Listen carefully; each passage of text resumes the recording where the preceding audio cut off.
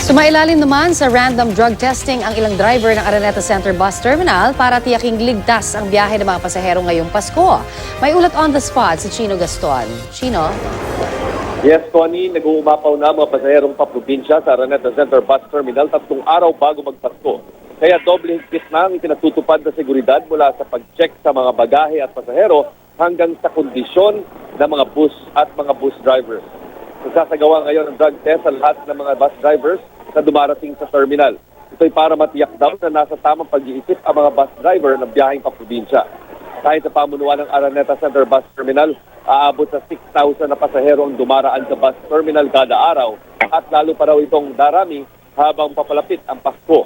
Kanina nasa bangketa ng ilang mga pasahero dahil wala nang mapwestuhan sa mga waiting area sa terminal.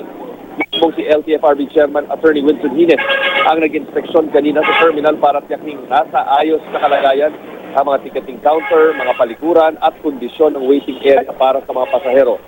Nilinaw din ni Hines na ang mga ibig magpa-refund ng ticket dahil sa mga late o di kaya di dumating na mga bus, pwedeng gawin na walang penalty sa pasahero.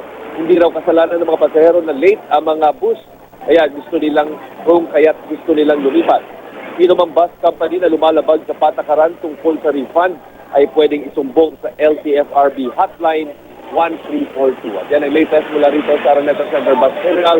Balik sa inyo, Kami. Maraming salamat, Chino Gaston.